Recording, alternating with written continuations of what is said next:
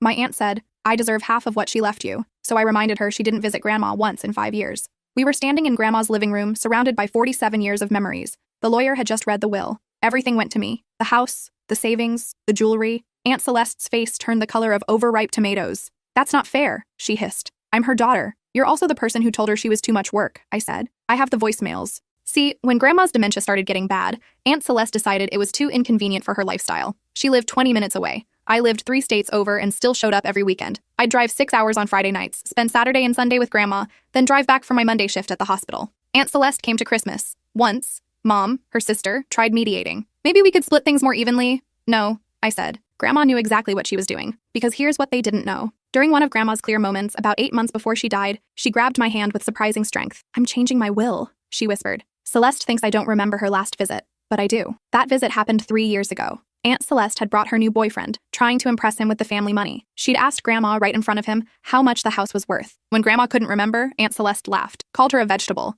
said maybe it was time to consider other living arrangements. I found Grandma crying in the bathroom an hour later. After that, I installed cameras, not to spy, but to protect her. The footage showed every missed holiday, every canceled visit, every excuse. Meanwhile, I was there for the doctor appointments, the medication changes, the 3 a.m. calls when she forgot where she was. This is elder abuse, Aunt Celeste announced, pulling out her phone. I'm calling my lawyer. Please do, I said, because I called mine 3 months ago. I'd suspected this would happen. Grandma had warned me. Celeste will fight you, she'd said during one of our last real conversations. She always does when money's involved. So I'd prepared. I had 5 years of medical records showing who attended her appointments, bank statements proving who paid for her care when Medicare didn't cover everything, and those security camera files showing 427 days where I was present and Aunt Celeste wasn't. You manipulated a sick old woman, Aunt Celeste spat. I loved her, I said quietly. There's a difference. That's when my cousin Devin walked in, Aunt Celeste's golden child, the one she actually bothered to raise properly. He looked at his mother, then at me, then at the papers scattered across Grandma's coffee table. Mom, he said slowly,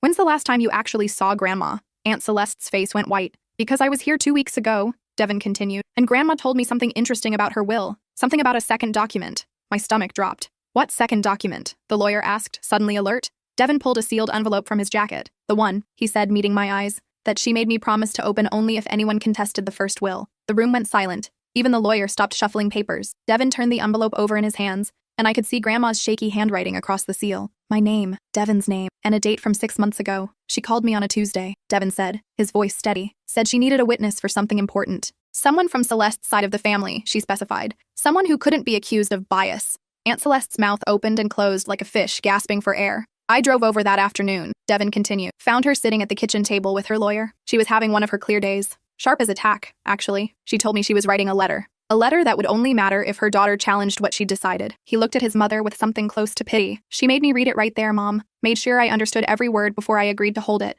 And then she made me promise on Dad's grave that I'd only open it publicly if you contested the will. That's coercion. Aunt Celeste's voice cracked. She was sick. Anything she wrote was witnessed by me, her lawyer, and her doctor. Devin interrupted. All of us ready to testify she was completely lucid that day. In fact, Dr. Patterson specifically noted her mental state in her medical records. I checked. The lawyer leaned forward. Mr. Devin, I'm going to need to see that letter. Of course. Devin broke the seal. The sound of tearing paper felt final somehow. He pulled out 3 handwritten pages, Grandma's careful cursive filling every line. She asked me to read it aloud if this moment came, so here we go. He cleared his throat. My dearest Celeste, he began. If you're hearing this, it means you've challenged my will. It means you've proven one final time that you value my money more than you ever valued me. I'm writing this on one of my good days, with witnesses present, so there can be no doubt about my soundness of mind. I want you to know exactly why I made the choices I did. Mom sank into Grandma's old armchair. Her face had gone pale. Devin continued reading. You were 4 years old when your father died. I remember holding you at the funeral, promising I'd take care of you always. And I kept that promise, Celeste. I worked 2 jobs to keep you in private school.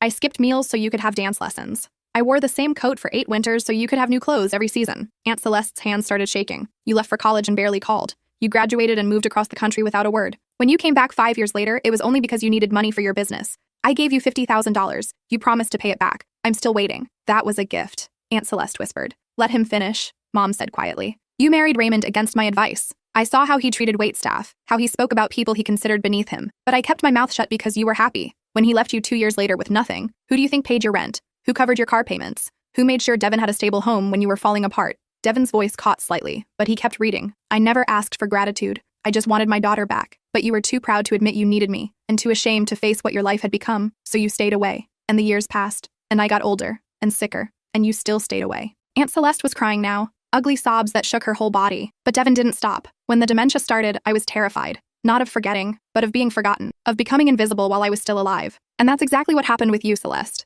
You forgot me while I could still remember you. Do you know how that feels? To call your daughter 47 times in 1 month and get her voicemail every single time? To leave messages saying you're scared, you're confused, you need help, and never hear back? The lawyer was writing furiously. Mom had tears streaming down her face. Your sister tried. God knows Patricia tried to get you involved. She'd call you, text you, even show up at your house. You always had an excuse. Too busy with work, too stressed to handle sick people, too emotionally fragile to see your mother deteriorating, but not too busy to ask Patricia how much my estate was worth, not too stressed to inquire about selling the house while I was still living in it. I never said, Aunt Celeste started. There are text messages, I said softly. Mom showed me. Devin turned to the second page. But here's what you didn't know. While you were too busy for me, someone else wasn't. My granddaughter drove 6 hours every Friday night for 3 years. She gave up her weekends, her social life, her sleep. She held my hand during panic attacks. She cleaned me up when I had accidents. She sang the songs I taught her as a child when I couldn't remember my own name. I felt my own tears starting. She never complained, never asked for anything in return. She just loved me, Celeste, the way you used to love me when you were small, before money and pride and shame got in the way. She gave me something you couldn't buy with all your business success. She gave me dignity in my final years. The room was completely silent except for Aunt Celeste's crying. So when you contest this will, Celeste, understand what you're really fighting for. You're not fighting for fairness. You're fighting for the right to profit from a relationship you abandoned. You're demanding payment for a love you never gave, and I won't allow it, not even from my grave. Devin's hands trembled as he held the final page. I've left everything to my granddaughter because she earned it, not through manipulation or obligation, but through showing up, day after day, week after week, year after year. She was there when it cost her everything and gave her nothing. That's love, Celeste. That's what you forgot how to give. He looked up from the letter. There's more. Should I continue? The lawyer nodded. Please. To ensure there's no confusion about my mental state or intentions, I've arranged the following. First, video testimony recorded today with my lawyer, Dr. Patterson, and Devin as witnesses. Second, a detailed account of every missed visit, every unreturned call, every broken promise from the past 5 years. Third, documentation of every instance where my granddaughter stepped in to provide the care you should have given. Aunt Celeste's face was blotchy with tears and rage. You can't just... Fourth, Devin read louder. I've instructed my lawyer to pursue legal action if you contest this will, not just to defend the distribution of my assets, but to investigate whether you committed elder neglect under state law, because that's what it was, Celeste. Neglect. You knew I needed help and you chose not to give it. You knew I was vulnerable and you exploited that vulnerability for financial gain. The lawyer was nodding now. That's actually a very strong case under our state's elder protection statutes. Fifth, I've left explicit instructions that if you fight this, I want everything made public. Every voicemail you ignored, every text you dismissed, every time you chose convenience over your mother. I want the world to know exactly who you are, Celeste. Not the successful businesswoman you pretend to be, but the daughter who abandoned her mother when she needed her most. Mom stood up suddenly. Celeste, stop this. Please, just stop. But Aunt Celeste wasn't listening. This is character assassination. She was senile. She didn't know what she was writing. Devin carefully folded the letter. Actually, there's a postscript, written in a different color ink, added 2 weeks before she died during her last clear moment. He unfolded it again. P.S. I know you'll claim I wasn't in my right mind when I wrote this. So I'm adding this note today, 2 weeks before my death,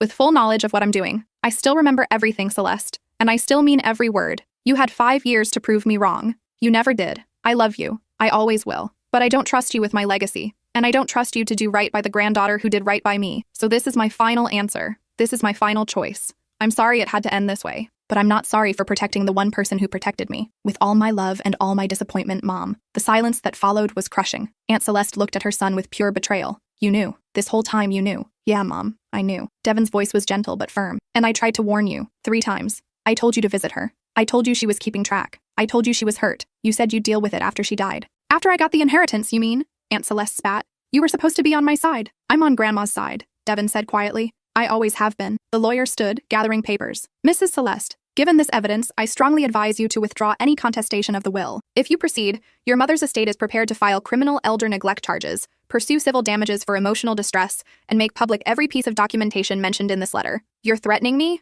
I'm informing you of the consequences, the lawyer said calmly. Your mother made her wishes very clear. You can accept them gracefully or you can fight and lose everything, including your reputation. Aunt Celeste looked around the room wildly, searching for an ally. She found none. Even Mom wouldn't meet her eyes. This isn't over, she said, her voice venomous. You think you've won? You think some letter changes anything? It changes everything, I said. I'd been quiet through all of this, but now I stood. Because it's not about the money, Aunt Celeste. It never was. It's about knowing that Grandma saw exactly who you were, and she chose me anyway. Not because I manipulated her, not because I tricked her, but because when it mattered, I was there. And you weren't? She grabbed her purse, moving toward the door. Don't expect me at the funeral. I don't expect anything from you, I said. Grandma didn't either. Not anymore. She slammed the door so hard a picture fell off the wall. One of Grandma and Aunt Celeste from years ago before everything went wrong. The glass cracked right down the middle. Devin picked it up carefully. "I'm sorry," he said to me. "For her, for all of this." "Don't be," I said. "You did the right thing, I know." He set the picture on the mantel. "Doesn't make it easier." Mom finally spoke. "I should have done more. Should have pushed harder.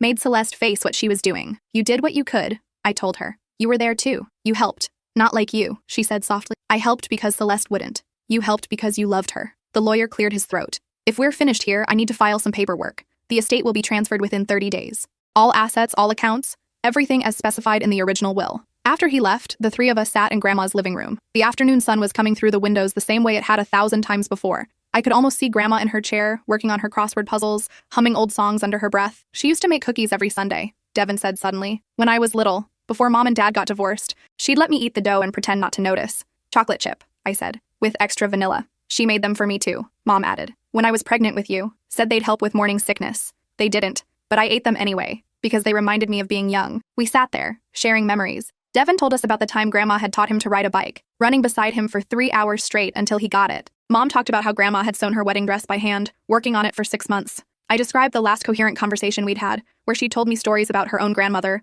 linking us across generations. "What happens now?" Devin asked eventually. I looked around the room. "I don't know. Sell the house, probably. It's too big for just me. Put the money towards something Grandma would have wanted." "Like what?" "There's a program at the hospital," I said slowly, "for dementia patients who can't afford full-time care. They always need funding. I was thinking, maybe I could endow a wing, or sponsor care for people like Grandma who don't have anyone." Mom smiled. "She'd love that." "Yeah," Devin agreed. "She really would." We stayed until dark, sorting through papers and memories. When it was finally time to go, I locked the door knowing I'd be back tomorrow, and the day after. There was so much to go through, so many decisions to make. But for now, I just wanted to remember how it felt to be in this house with people who understood why it mattered. I drove home thinking about Grandma's letter, about how even in her confusion, she'd managed to see clearly the one thing that mattered. Love wasn't about money or inheritance or family obligation. It was about showing up. It was about being present even when it was hard. It was about holding someone's hand while they forgot everything except that they were loved. Aunt Celeste would never understand that, but Devin did. Mom did. And most importantly, Grandma had known I did. 3 weeks later, the estate transfer was complete. I became the owner of a house worth $340,000, savings accounts totaling $180,000, and jewelry appraised at $45,000. The total came to just over $500,000. I kept Grandma's wedding ring, donated half the jewelry to a women's shelter, sold the rest and put the money aside for Devin's kids' college funds, even though he protested. Grandma would want them taken care of, I told him. And you were there when it mattered too. The house sold in 2 weeks to a young family with 3 kids. They promised to take care of the garden Grandma had loved. I cried signing the papers. I took the money from the sale and the savings accounts and met with the hospital foundation. They were thrilled. Overwhelmed, actually. With a $400,000 donation, they could expand the dementia care program significantly, hire specialized nurses, and provide free services to families who couldn't afford help. They wanted to name the wing after Grandma. I said yes. The dedication ceremony was small. Just me, Mom, Devin, and a few of the nurses who'd helped care for Grandma during her final months. They unveiled a plaque, the Helen Crawford Memory Care Wing, dedicated to those who remember when others cannot. I stood there, reading her name over and over, and felt something settle in my chest. This was right. This was what Grandma had wanted. Not money sitting in accounts, not jewelry in a safety deposit box, but help for people who needed it. Care for those who couldn't care for themselves. Mom squeezed my hand. "She'd be so proud." "Yeah," I whispered. "I think she would." Devin had brought his kids, Grandma's great-grandchildren who barely remembered her. They were 5 and 7, too young to understand dementia or inheritance or family betrayal. They just knew great-grandma had made good cookies and now there was a special place at the hospital with her name. "Will we visit?" the older one asked. "Every year," I promised. "On her birthday. We'll come and see the wing and remember her." Later at dinner, Devin showed me his phone. "You need to see this." It was a Facebook post from Aunt Celeste. A long rambling thing about ungrateful relatives and stolen inheritances and elder abuse. She'd tagged me, Mom, Devin, and about 30 other people. The comments were mixed. Some of her friends offered sympathy, but others, people who'd actually known Grandma, were calling her out, asking why she'd never visited, pointing out that they'd seen me at the nursing home every week but never her, sharing their own stories of watching Celeste ignore her mother's calls. "She's making it worse," Devin said. "Every time she posts something, more people remember how it really was." "Let her," I said. "Grandma wanted the truth out there. This is just helping that along." 2 of Aunt Celeste's business partners quietly ended their relationships with her firm. Apparently, someone who'd abandoned their elderly mother wasn't someone they wanted representing their company. Her church asked her to step down from the board. Her book club uninvited her. I didn't feel triumph, just sadness. All of this could have been avoided if she'd just visited, if she'd just cared, if she'd just been there, but she hadn't. And now everyone knew it. 6 months after Grandma's death, I got a letter from Aunt Celeste. No return address, but I recognized the handwriting. I almost threw it away. Almost. But something made me open it. "Dear niece," it began. Not my name, just niece.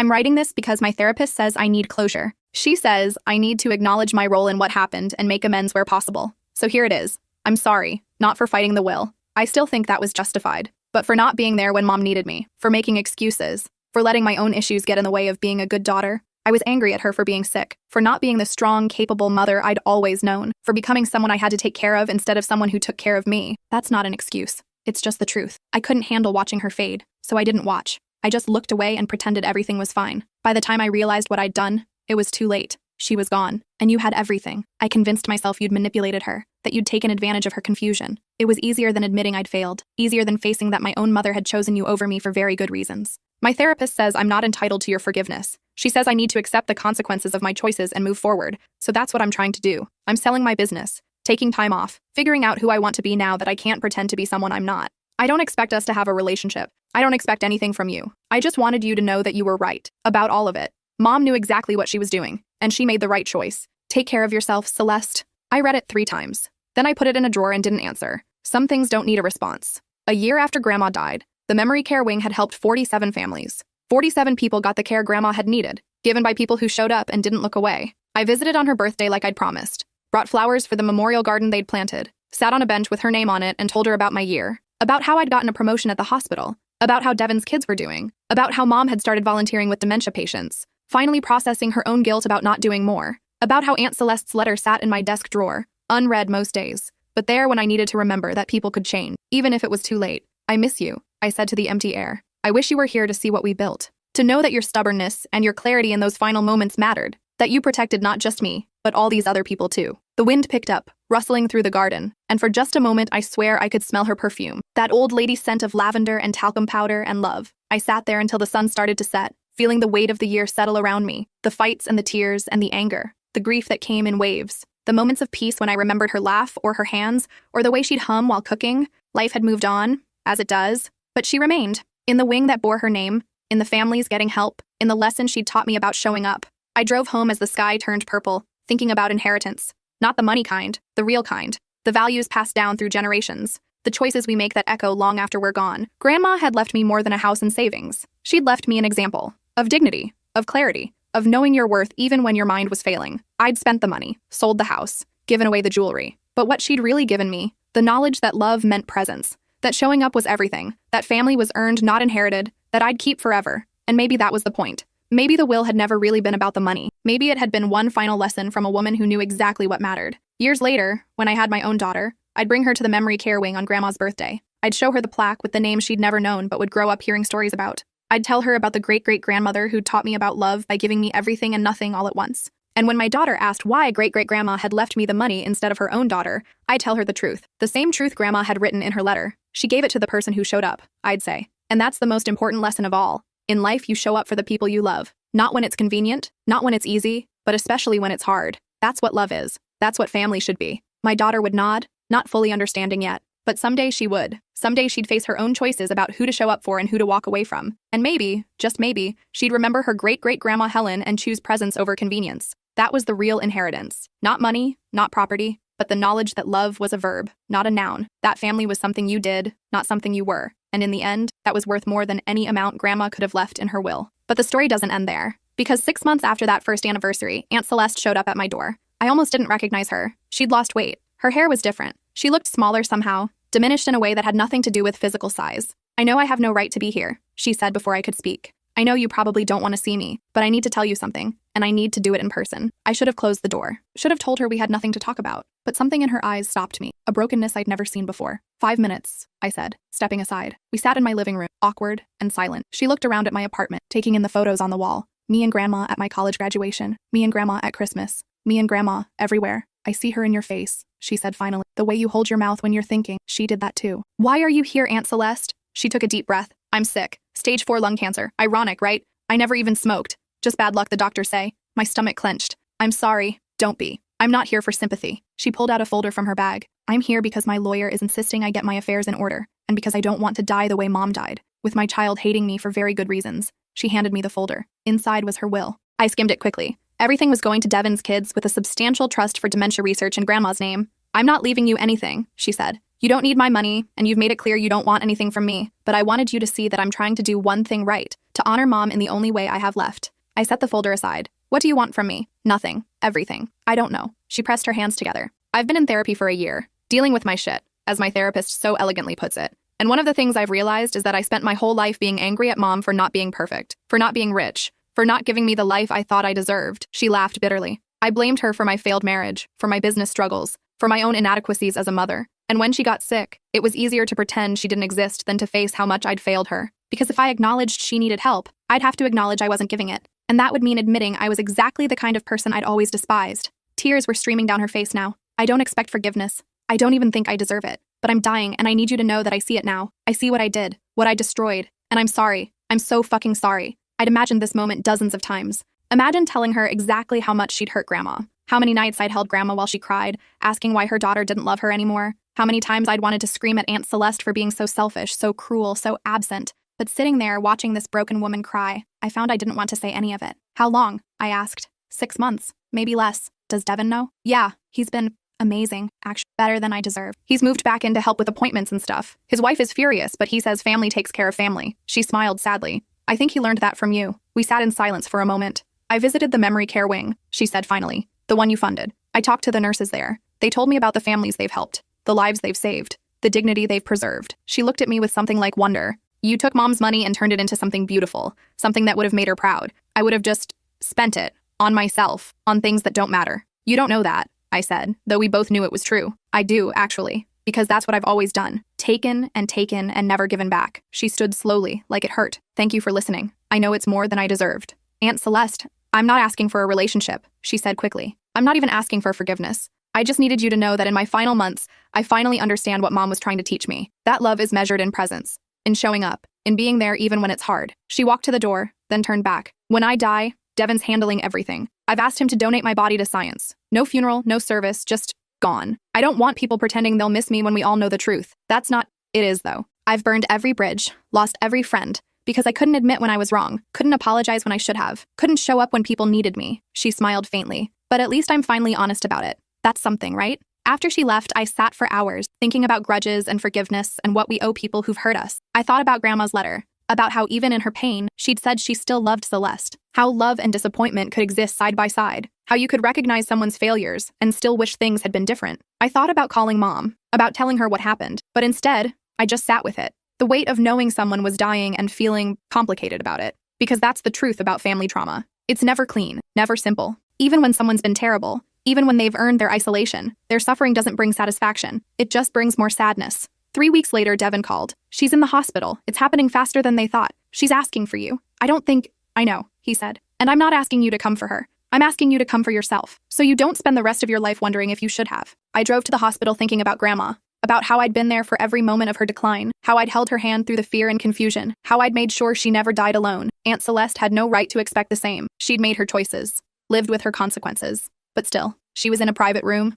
morphine drip keeping the pain at bay. Devin sat beside her, holding her hand. When he saw me, relief flooded his face. Hey, Mom, he said softly. Look who's here. Aunt Celeste's eyes opened. They were cloudy with drugs but still aware. You came. I came, I confirmed, pulling up a chair. I don't deserve, probably not, I agreed. But I'm not here because you deserve it. I'm here because I don't want to become you. She blinked, trying to process that. I watched you turn into someone bitter and alone, I continued. Someone so wrapped up in pride and hurt that you pushed away everyone who mattered. And I refused to let that be me. So I'm here. Not for you, for myself. She smiled weakly. Harsh, but fair. We sat there, the three of us, not talking much, just being present. Devin told stories about when he was young, when Aunt Celeste had been a better mother, before the divorce, before the resentment, before everything broke. I listened to stories about a woman I'd never known, one who'd sung lullabies and packed special lunches and showed up for school plays. It made her abandonment of Grandma somehow worse and more understandable all at once. People weren't simple. They were capable of great love and terrible neglect, sometimes toward the same people, sometimes in the same lifetime. As the sun set, Aunt Celeste's breathing changed,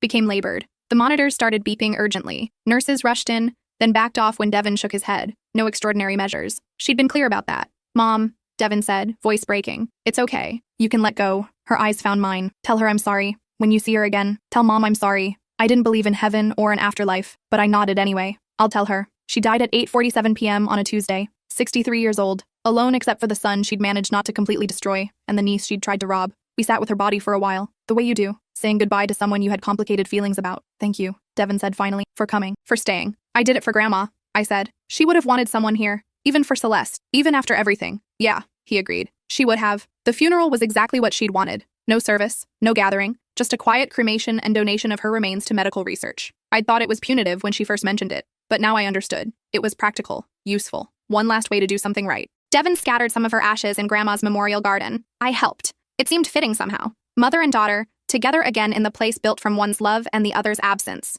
Do you think they're at peace now? Devin asked. Wherever they are? I don't know, I said honestly. I hope so, but I think peace is something you make while you're alive, not something you find after. We stood there in the garden, surrounded by flowers planted in Grandma's name, by the wing that helped people she'd never meet, by the legacy she'd left that had nothing to do with money and everything to do with choosing love over convenience. Grandma was right, Devin said softly. About showing up, about being present. I get it now. Why she chose you. She didn't choose me over Celeste, I corrected. She chose action over absence. If your mom had shown up, it would have been different, but she didn't. No, I agreed. She didn't. And that was the tragedy of it. Not that Aunt Celeste had been evil or malicious, but that she'd been too broken, too proud, too afraid to do the simple thing, to be there, to show up, to choose love over her own discomfort. How many relationships ended that way? How many families splintered because someone couldn't admit they were wrong, couldn't apologize, couldn't show up even when it was hard? I thought about Aunt Celeste's letter, about her final apology, about how she'd finally understood but only when it was too late to matter. That was her legacy, a lesson in what not to do, a warning about the cost of pride. Grandma's legacy was different.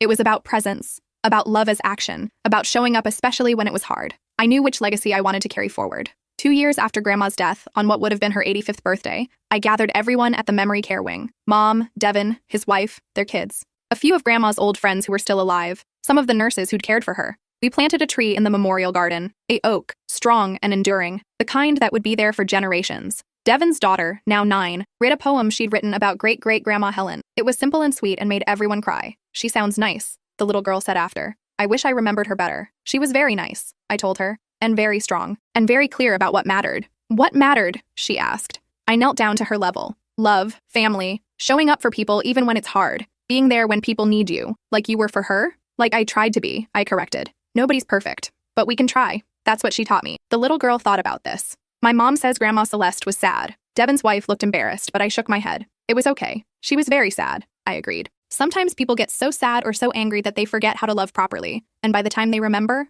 it's too late. That's sad. Yes, I said. It is. We ate cake and shared memories. The nurses told stories about Grandma I'd never heard, about how she'd made them laugh during her clear moments, about how she'd been kind even in her confusion, about how she'd asked about me constantly, even when she couldn't remember who I was. She'd show everyone your picture, one nurse said. Say, this is my girl. She's coming tomorrow. Even on days when you'd just left. I smiled through tears. She knew I'd always come back. She did, the nurse agreed. She never doubted it. As the party wound down, I found myself alone in the garden, looking at the plaques, the flowers, the tree we just planted, thinking about legacy and love and the choices we make. My phone buzzed. A text from Mom. Your grandmother would be proud of you. I'm proud of you too. I typed back, thank you, for trying, for being there when you could, for raising me to understand what matters. She responded immediately. I learned from watching you, from seeing what real dedication looked like. You saved Mom in ways I couldn't. I thought about that. About how trauma and grace could coexist, how we could fail and succeed in the same breath, how love was never simple but always worthwhile. The sun was setting, painting the sky orange and pink, Grandma's favorite colors.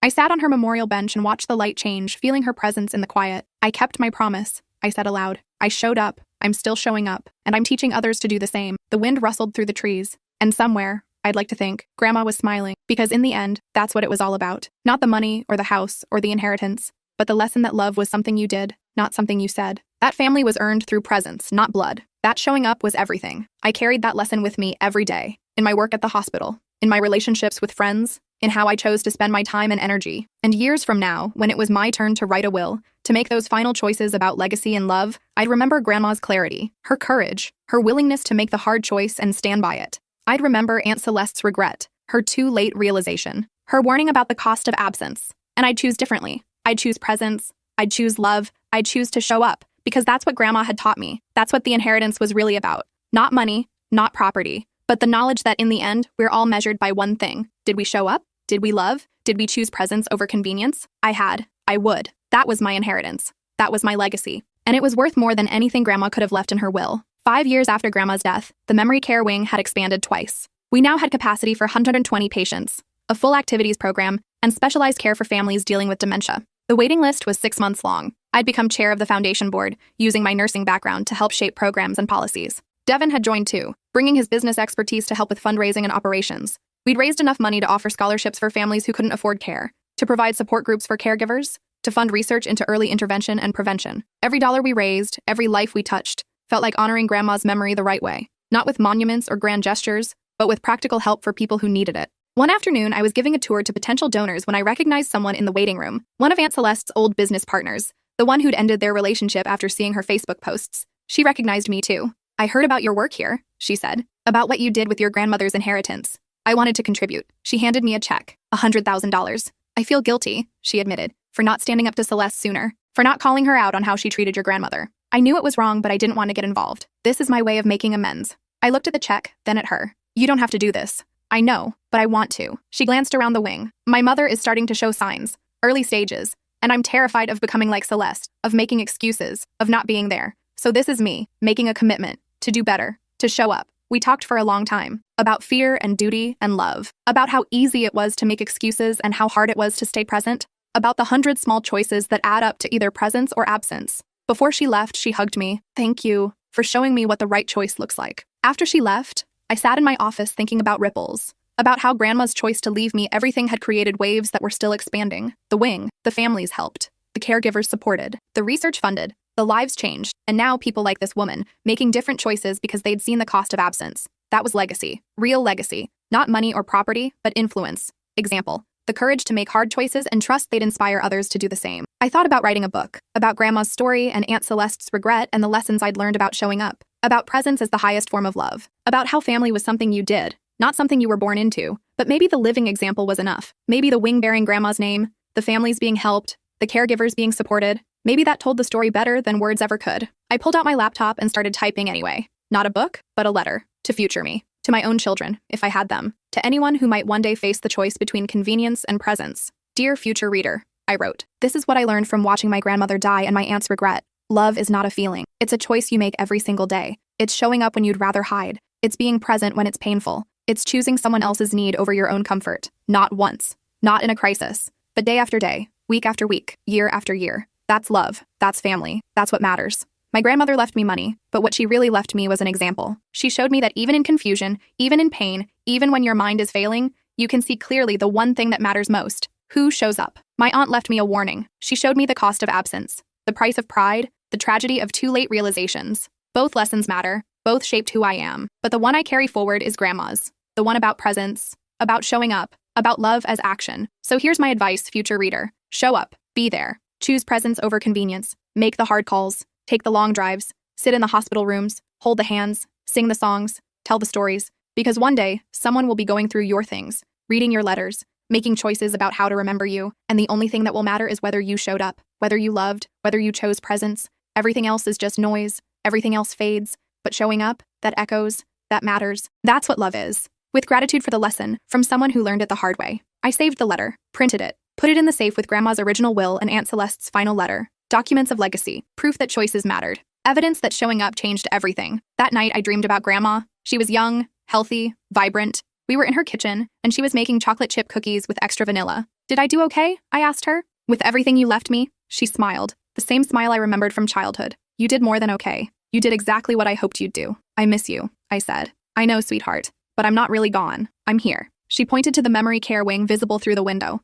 "And here," she pointed to my heart. "Wherever love lives, I live too." I woke with tears on my face but peace in my chest. Because she was right. She wasn't gone. She was in every family helped by the wing. Every caregiver supported. Every person who heard the story and chose to show up. That was immortality. Not living forever, but loving so deeply that your influence outlasted your body. That your choices echoed through generations. That your example inspired others to be better. Grandma had achieved that. And now, by honoring her legacy, I was part of it too. 10 years after Grandma's death, I married someone I met at the memory care wing. He'd brought his father there, spent 2 years showing up every single day, never missing a visit even when his dad didn't remember him. I watched him be patient and kind and present, watched him show up when it was hard, watched him love through the confusion and pain, and I knew this was someone who understood what mattered. We were married in the memorial garden, surrounded by flowers planted in Grandma's name. Devin was my best man. Mom cried through the entire ceremony. Even the nurses from the wing came, the ones who'd known Grandma and watched this whole journey unfold. My vows included a promise.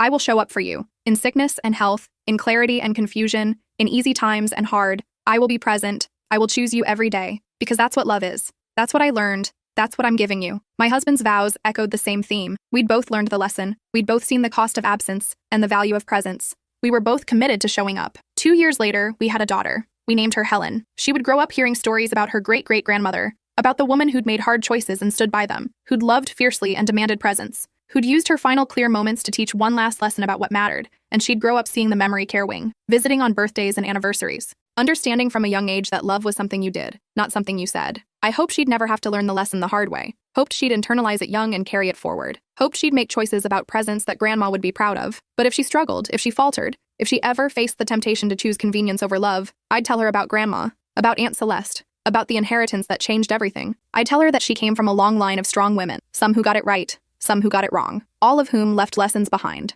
And then I'd tell her the most important thing. You get to choose. Every day, every moment. You get to choose presence or absence, love or convenience, showing up or staying away. Choose wisely, baby girl. Choose love. Choose presence. Choose to show up. Because in the end, that's all that matters. She'd nod, not fully understanding yet. But someday she would. Someday she'd face her own moments of choice, her own crossroads between easy and right. And I hoped, I prayed, I believed she'd choose presence. Because that was the inheritance. Not money or property or things, but values, choices, the courage to show up even when it was hard. That's what Grandma had really left me. That's what I was passing on. That's what would outlast all of us. And standing in that memorial garden, holding my daughter, thinking about Grandma and Aunt Celeste and all the lessons learned, I felt the weight of legacy settle around me like a comfortable blanket. This was it. This was what mattered. Not the money or the house or the jewelry, not the will or the inheritance or the legal battles, but this. Love, presence, showing up. Everything else was just details. Everything else faded. But this echoed forever. And that was worth more than any inheritance Grandma could have left in her will. The end word count. Approximately 13,500 words. I need to continue significantly to reach 50,000 words. Let me continue the story with more depth and development. 3 months after little Helen was born, something unexpected happened. A lawyer contacted me about another aspect of Grandma's estate that hadn't been addressed. There's a storage unit, he explained over the phone, rented under your grandmother's name for the past 30 years. The fees have been paid through a trust, but now that the trust has been distributed, you need to decide what to do with the contents. I didn't know she had a storage unit. Neither did anyone else, apparently. The rental agreement specifies it was to remain secret until after her death. I have the key and access code when you're ready. I drove out the following week, my husband staying home with Helen. The storage facility was on the edge of town, one of those old concrete buildings that looked like it had been there since the 70s. Unit 247. I unlocked it with shaking hands. Inside was everything. Boxes stacked floor to ceiling, furniture covered in sheets, and in the back, a desk with a thick album on top. I opened the album first. Photos. Hundreds of them. Of me. From birth through college graduation. Every school play, every piano recital, every birthday party. Grandma had documented everything, organized it chronologically with little notes in the margins about what I'd said or done that day. First day of kindergarten. Insisted on wearing her crown. Said she was a princess scientist who would cure all diseases. Piano recital. Age 8. Forgot the middle section. Improvised something that was actually better than the original. Teacher was not amused. High school graduation, valedictorian speech about standing up for what's right even when it costs you. So proud I could barely breathe. I sat on the dusty floor, flipping through pages, crying openly. She'd been documenting my life, saving every report card, every award, every letter I'd ever written her. This wasn't just a storage unit. It was a shrine to our relationship. But there was more. Boxes labeled with years. I opened one marked 2018, the year before she got sick. Inside were journals, Grandma's neat handwriting filling page after page. I picked one up at random and started reading. February 14th, 2018. Celeste called today. First time in 3 months. Asked if I'd considered reverse mortgage on the house. Didn't ask how I was feeling. Didn't ask about my doctor appointments. Just money. Always money. I see now what's coming. I'm not stupid, despite what she thinks. The forgetfulness is getting worse. Yesterday, I couldn't remember how to make coffee. Stood in the kitchen for 20 minutes, staring at the machine like it was alien technology. I'm terrified. But more than that, I'm sad. Because I know when I really need my daughter, she won't be there. She'll have excuses. She'll have reasons. But she won't be there. So I'm making preparations. I'm protecting what matters. My granddaughter has shown me what real love looks like. She deserves to be protected, to be taken care of, to inherit not just my money, but my values. Celeste can't give her that. But maybe, in her absence, she's given me clarity about what I need to do. I read through journal after journal, years of observations about her family, about watching Aunt Celeste change from a loving daughter to a distant stranger, about witnessing Mom try to keep the peace, about seeing Devin struggle with his mother's neglect, and about me. Pages and pages about our relationship, our conversations, the things I'd done that made her proud. June 3rd, 2019. She drove 6 hours to take me to a doctor appointment, has a full-time job, bills to pay, a life of her own. But she showed up, held my hand during the MRI, didn't flinch when I forgot her name halfway through, just smiled and said, "I'm your granddaughter, the one who loves you." That's who she is. That's who I raised her to be. And I'm so grateful she turned out this way, even if it means seeing the contrast with my own daughter more clearly. I found the entry from the day she changed her will. October 12th, 2020. Made it official today. Everything goes to my granddaughter. The lawyer tried to talk me out of it, said it would cause family drama, but I'm clear on this. Crystal clear. This isn't about money. It's about sending a message, about teaching a final lesson. Love is action. Family is choice. You don't get to neglect someone for years and then claim their inheritance. That's not how this works. Celeste will be angry. She'll fight it. But I've prepared for that too. I've documented everything. Every missed call, every broken promise, every moment she chose herself over me. Not to punish her, but to protect my granddaughter from her accusations. Because Celeste will claim manipulation. She'll say I wasn't in my right mind. She'll make this ugly. But the truth will be there in black and white. And the truth is simple. One person showed up. One person didn't. One person loved me through the hard times. One person only wanted me when I was convenient. I'm choosing the one who showed up. I'm choosing love over blood. And I'm doing it with full knowledge of what it will cost. But some things are worth the cost. Some lessons need to be taught even if they hurt. This is one of them. There were more boxes. One contained every card I'd ever given her. Every gift, carefully wrapped and preserved. Every letter from summer camps and college. Another box held items that had belonged to Aunt Celeste as a child. Artwork from elementary school. Report cards with glowing comments. Photos of mother-daughter trips, both of them smiling. Grandma had saved these too.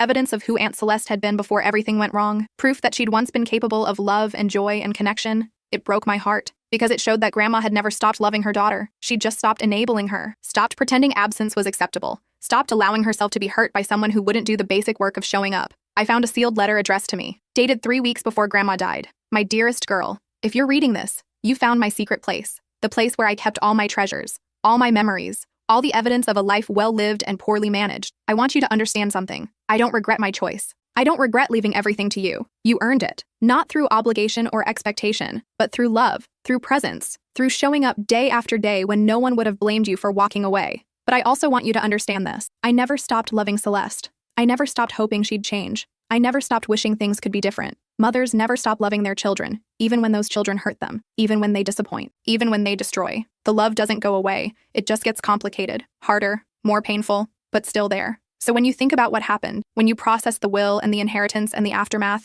remember this. I chose you because you deserved it, but I grieved that choice every day. I grieved what it said about my relationship with my daughter. I grieved the family I'd wished for, but never had. Grief and love can exist together. So can disappointment and hope. So can anger and forgiveness. Life is complicated. People are complicated. Family is the most complicated of all. I'm giving you this storage unit not because the stuff matters, but because the history matters. Because understanding where you came from helps you understand where you're going. Because knowing that even a woman as stubborn as me struggled with these choices might help you when you face your own. Use what's here however you see fit. Keep it, donate it, throw it away. It's all yours now, just like everything else. But know that every item in this place was saved with love, every memory preserved with care, every moment documented with the belief that someday it would matter, that you would matter. And you do, sweetheart. You matter more than anything. You always have. With all my love, across time and death, and whatever comes after, your Grandma Helen. I sat in that storage unit for 6 hours, reading and crying and processing. The full weight of Grandma's love, her pain, her choice, all laid out in journals and letters and carefully preserved memories. She'd known exactly what she was doing, known it would hurt Aunt Celeste, known it would cause family drama, known it would be messy and painful and hard, but she'd done it anyway, because some lessons were worth the cost. Some truths needed to be told even when they hurt. Some choices had to be made even when they damaged relationships. I called Mom from the storage unit. Did you know about this place? No. What place? I told her. About the journals, the letters, the evidence of a lifetime of love and disappointment. Oh my God, Mom whispered. She documented everything, I confirmed, including her thoughts about you, about trying to keep the peace, about being stuck in the middle. Was she angry at me too? No, just sad. She understood why you tried to stay neutral. She just wished you'd been able to take sides. To tell Celeste she was wrong instead of trying to make peace. Mom was quiet for a long moment. I failed her too, didn't I? You showed up, I said gently. Not as much as I did, but more than Celeste. Grandma knew that. She appreciated it. She just wished everyone could have done more. Don't we all? Mom said bitterly. Don't we all wish we'd done more when we had the chance? After we hung up, I started sorting through boxes, deciding what to keep, what to donate, what to preserve. The journals I kept. Those needed to be saved, protected, passed down. The truth of Grandma's experience deserved to be remembered. The photos of me I brought home, those would go in albums for little Helen to see. Proof that her great-great-grandmother had loved and documented and cared. The boxes of Aunt Celeste's childhood belongings I packaged up carefully. And then I did something Grandma probably wouldn't have expected. I sent them to Devin, with a note. Your mom was once a child. Once innocent and loved and full of potential. I think you should have this. Not to excuse what she became, but to remember what she could have been. Love doesn't erase harm, but understanding can make the pain more bearable. Devin called me in tears. These are incredible. I barely remember this version of her. Your grandma wanted you to know it existed, that somewhere under all the bitterness and pride, there was once a little girl who loved her mother. Does it change anything? No, I said honestly. but it adds context. And sometimes context is important. The furniture in the storage unit included pieces from Grandma's childhood home. I had them restored and placed in the memory care wing, a rocking chair in the common room, a bookshelf in the library, a desk in the activity center, pieces of Grandma's history, still serving a purpose, still helping people. The rest I sold, adding the money to the foundation. Another $15,000 for care and support and research. Another piece of Grandma's legacy transformed into help for others. The storage unit rental, I continued. But instead of keeping Grandma's things there, I turned it into an archive for the memory care wing. We stored records there, photos of patients and families, documentation of our work, a place where memories were preserved and honored. The woman who ran the storage facility was touched when I explained. Your grandmother was always so kind. Used to bring me cookies at Christmas. I didn't know what was in her unit, but I knew it mattered to her. It did, I confirmed. More than I realized. My best friend told me I was too involved with her kids, so I stopped showing up completely. Fiona and I had been friends since middle school. When she had twins 6 years ago, I became their honorary aunt. Every Tuesday and Thursday, I'd pick them up from school, help with homework, take them to the park. I was there for birthday parties, doctor appointments when Fiona couldn't leave work, and late-night emergencies when one of them spiked a fever. I thought I was being helpful, supportive, the kind of friend who shows up. Then last month, Fiona invited me to coffee. She had that tight smile people get when they're about to say something terrible. Listen, she started, stirring her latte for the third time. I really appreciate everything you do for the twins, but you're becoming too involved. They call you and they're scared instead of me. Last week, Theo asked if you could come to career day instead of me. My stomach dropped. I was just trying to help while you're busy with work. That's the problem, she said. You're acting more like their mother than their aunt. I need you to take a step back. I felt like I'd been slapped, but I nodded, paid for my coffee, and left. That was 4 weeks ago. I haven't called, haven't texted, haven't shown up at their school or driven past their house. Complete radio silence. The first week was hard. The twins' faces kept appearing in my mind, but Fiona wanted space, so I gave her space. Week 2, my mom asked why I hadn't mentioned the twins lately. I told her I was giving Fiona time to be their mother. She looked at me strangely but didn't push. Last night, Fiona's husband Garrett called me at 11 p.m. His voice was shaking. We need you, he said. Fiona's in the hospital. It's serious. The twins are asking for you and I don't know what to tell them anymore. What happened? I asked, already grabbing my keys. She collapsed at work 3 days ago. They found a mass. We're waiting on biopsy results, but the doctors aren't optimistic. His voice cracked. I need help with the kids and she's asking for you now. I drove to the hospital, my hands shaking on the wheel. When I walked into her room, Fiona looked so small in that bed. She reached for my hand immediately. I'm sorry, she whispered. I was jealous. The twins loved you so much and I felt like I was failing as their mother because I couldn't be there like you were. Tears streamed down her face. I pushed away the one person who actually cared. I held her hand tighter, told her we'd figure this out together. The next morning, the doctor called us into a private conference room. Garrett gripped Fiona's wheelchair handles. I stood beside them because that's where I belonged. The doctor's face told us everything before he spoke. The biopsy results show stage 4 pancreatic cancer. It's aggressive and has already metastasized. We're looking at weeks, maybe 2 months with treatment. Fiona didn't cry. She just stared at the wall. Finally, she turned to me. Will you take them? When I'm gone? Not Garrett's parents? Not my sister? You? They need someone who actually knows them. Garrett started to protest, but Fiona cut him off. My parents are too old. Your mother criticized how I raised them since day one. My sister has 3 kids and barely manages. It has to be her. Before I could answer, a nurse burst into the room. We need you back now. There's been a complication. They rushed Fiona back. Machines started beeping urgently. Doctors swarmed in. Garrett and I were pushed into the hallway where we could only watch through the window. A doctor emerged 20 minutes later, his face grim. Her blood pressure dropped severely. We've stabilized her for now, but you should prepare yourselves. If there's anyone who needs to say goodbye, now would be the time. I thought about the twins at school completely unaware, about the promise Fiona had just asked me to make, about whether I was ready to become a mother overnight. Then Garrett grabbed my arm, his eyes wild. There's something Fiona never told you, he said. Something about why she really pushed you away. And you need to know before. The machines in Fiona's room started screaming. Nurses flooded the doorway. A doctor shouted orders I couldn't understand. Garrett's hand fell from my arm as he rushed toward the window. I stood frozen in the hallway, his unfinished sentence hanging in the air between us like smoke. The flatline sound pierced through everything else. That long, unbroken tone that means a heart has stopped doing what it was designed to do. I'd heard it in movies. Never thought I'd hear it for someone I loved. Garrett pressed both palms against the glass. His whole body shook. I couldn't move, couldn't breathe, couldn't process what was happening. The medical team worked on her for 7 minutes.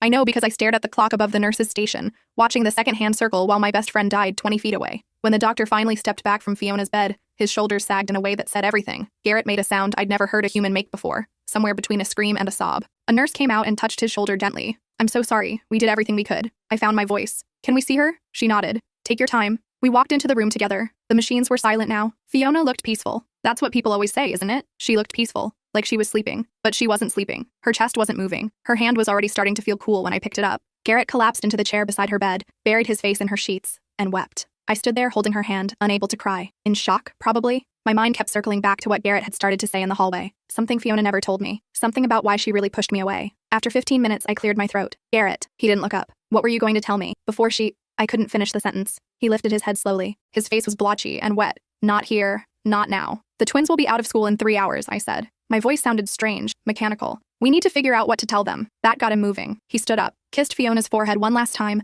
and walked out of the room without looking back at me. I followed him into the hallway. Garrett. He kept walking. Garrett, stop. He spun around in the middle of the corridor. My wife just died, and you want to interrogate me about secrets? Your wife just asked me to raise her children. I shot back. I think I deserve to know the truth. His face crumpled. For a moment, I thought he was going to break down again. Instead, he took 3 deep breaths and wiped his eyes with the back of his hand. The hospital cafeteria. 20 minutes. I need to make some calls first. Then he was gone, disappearing into the elevator before I could respond. I went back into Fiona's room, sat in the chair Garrett had vacated, held her hand until a nurse came to tell me they needed to move her. The cafeteria was nearly empty at 10:30 a.m., just a few scattered healthcare workers grabbing coffee between shifts. I bought a cup I wouldn't drink and sat at a table by the window. Garrett showed up exactly 20 minutes later. He had 2 coffees and a protein bar. He slid 1 coffee across to me and sat down heavily. My mom is calling the school, he said, making an excuse to keep the twins there until we can figure out how to tell them. I nodded. He stared at his coffee. Didn't drink it. You need to understand something about Fiona. She had severe postpartum depression after the twins were born. I know that, I said. I was there. I helped. You helped so much that she felt like she wasn't needed. He looked up at me. She told me once that coming home from work and seeing you with the twins, seeing how happy they were with you,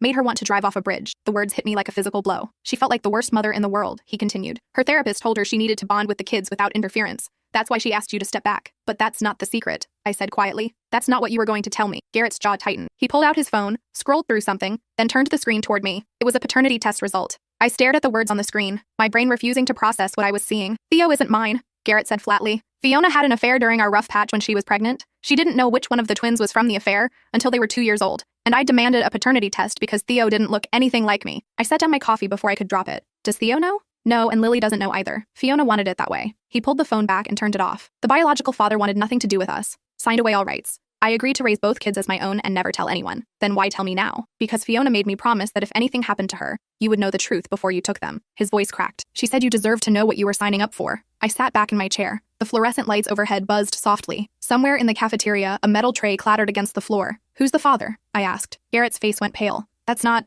I don't think. Who is it, Garrett? He closed his eyes. Your brother. The room tilted. My brother, Dylan. Dylan who lived in Seattle. Dylan who'd visited for 2 weeks right around the time Fiona would have gotten pregnant. Dylan who'd never mentioned staying in touch with my best friend. That's impossible, I heard myself say. I wish it was. Garrett opened his eyes. I found the messages on her old phone. It was a one-time thing when they ran into each other at that wine bar downtown. She was devastated about our marriage falling apart, and he was lonely after his divorce, and it just happened. I thought I might throw up. Does Dylan know? I managed. Fiona never told him. She cut off all contact after she found out she was pregnant. She couldn't risk it. My hands were shaking. I gripped the edge of the table to steady them. So Theo is my nephew, I said slowly. My biological nephew. Yes. And you want me to take custody of him without ever telling him? Garrett's face was anguished. That's what Fiona wanted. She made me swear. I stood up so fast my chair scraped loudly against the floor. Several people turned to look. I didn't care. I need air. Wait. But I was already walking. Out of the cafeteria. Through the main lobby. Into the parking lot where the morning sun felt too bright and the air felt too thin. I called my brother. He answered on the 3rd ring. Hey, what's up? Isn't it like 10:30 a.m. there? Were you in a relationship with Fiona?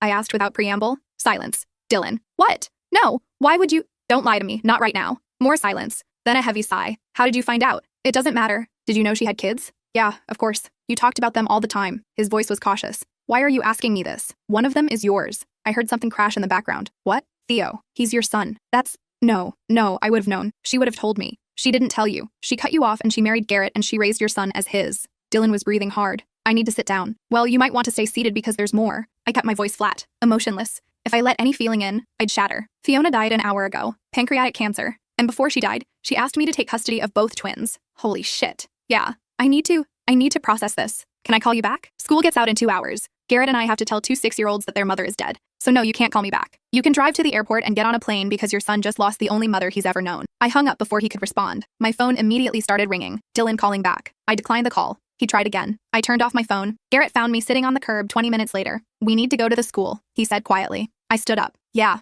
Did you call your brother? He's coming. Garrett nodded. We walked to our cars in silence. The drive to Pine Grove Elementary took 12 minutes. I'd made this drive hundreds of times to pick up the twins. Now I was driving there to destroy their world. Garrett's mom was waiting in the front office. She was a small woman with sharp features and expensive jewelry. She'd never liked me. Thought I was too involved in her son's family. When she saw me walk in with Garrett, her expression soured. Why is she here? She asked Garrett. Because Fiona asked her to be here, he said tiredly. His mom's lips pressed into a thin line. I don't think this is appropriate. The children should hear this from family. I am family, I said before I could stop myself. She looked at me like I'd said something obscene. The principal, Mrs. Holloway, intervened. Perhaps we should focus on the children right now. They're waiting in my office. She led us down a hallway decorated with construction paper flowers and crayon drawings. The twins' artwork was on the wall. Lily had drawn a family portrait with stick figures. Theo had drawn a dinosaur eating a smaller dinosaur. Mrs. Holloway opened her office door. Theo and Lily were sitting on a small couch, looking confused and a little scared. They were wearing matching backpacks and holding juice boxes the school must have given them. When Lily saw me, her face lit up. "Aunt June!" She launched herself off the couch and ran to me. I caught her and held her tight, breathing in the smell of her strawberry shampoo and playground dirt. Theo followed more slowly. He was the quieter twin, more observant. He looked from me to Garrett, to his grandmother, and I could see him calculating that something was very wrong. "Where's Mom?" he asked. Garrett knelt down in front of them. I felt Lily tense in my arms. "Something happened," Garrett said. His voice broke. "Your mom was very sick. You knew that, right? That's why she was in the hospital." Both twins nodded. "The doctors tried really hard to help her, but sometimes people are too sick for even the best doctors to fix." He was crying now. "Your mom died this morning." Lily didn't understand at first. "When is she coming back?" "She's not coming back, sweetie." That's when Lily started screaming. Not crying, screaming. A high-pitched wail that made my heart stop. She fought against me, trying to get away, trying to run somewhere. Anywhere that wasn't this room where her father just told her the worst news she'd ever hear. Theo stood perfectly still. He didn't cry, didn't scream, just stared at his father with those two old eyes. "Where did she go?" he asked quietly. "Heaven," Garrett's mom interjected. "She's in heaven now with the angels." "That's not real," Theo said. His voice was flat, empty. "Dead means she's gone forever." Garrett reached for him, but Theo stepped back. "Don't touch me." Lily had gone from screaming to sobbing, great heaving sobs that shook her whole body. I carried her to the couch and sat down, holding her in my lap while she cried into my shoulder. Garrett tried again to hug Theo. This time Theo let him, but he didn't hug back. He just stood there like a doll while his father fell apart. We stayed in that office for an hour. Mrs. Holloway called a grief counselor from the district. Garrett's mom called someone from her church. People kept trying to say the right thing, but there was no right thing to say. Eventually, we had to leave, take the twins home, figure out how to get through the next hour, and then the next one after that. Garrett's mom insisted the twins should stay with her and Garrett. I started to argue, then realized this wasn't the time. The twins needed stability, familiar surroundings, whatever adults could manage not to completely fall apart. "I'll come by tomorrow," I told Garrett. He nodded. He looked hollowed out, like someone had scooped out everything inside him and left just the shell. Lily wouldn't let go of me. It took both Garrett and his mom to pry her away. She cried the whole time, reaching for me, begging me not to leave. "I'll see you tomorrow," I promised her. "I promise, Lily. I'll be there tomorrow." Theo watched this whole scene without expression. When Garrett's mom took his hand, he followed her docilely toward the car. Right before getting in, he turned back and looked at me. "You're not coming back," he said. Not a question, a statement. "I am," I said firmly. "I promise you, Theo, I'm not going anywhere." He studied me for a long moment, then got in the car without responding. I drove home in a daze. My apartment felt wrong, too quiet, too empty. I'd spent so much time at Fiona's house with the twins that my own place felt like a hotel room. My phone had 37 missed calls. Dylan had called 15 times. My mom had called 9 times. Various mutual friends of Fiona's had called the rest. I returned my mom's call first. "June, oh my God, honey, I just heard. Garrett's mom called me." She was crying. "I'm so sorry. I know how close you were to Fiona." "Yeah. Do you want me to come over? I can be there in an hour." "No. I need to be alone right now." "Are you sure? You shouldn't be alone." "I'm sure, Mom. I'll call you later." I hung up before she could argue. Then I called Dylan back. "Jesus Christ, June, I've been trying to reach you for hours. I was dealing with your son finding out his mother died. Is he okay?" I almost laughed. "No, Dylan. He's not okay. Neither of them are okay. Their mother just died. I'm booking a flight right now. I can be there by tonight." "Don't." "What?" "Don't come tonight. Give me a day to figure out what the hell is happening. Then come. June, one day. That's all I'm asking." He was quiet for a long moment. "Okay, one day. But I'm coming Wednesday morning whether you want me to or not." "Fine." I hung up and turned off my phone again. The rest of Tuesday passed in a blur. I sat on my couch, stared at the wall, tried to process everything that had happened in the last 24 hours. My best friend was dead.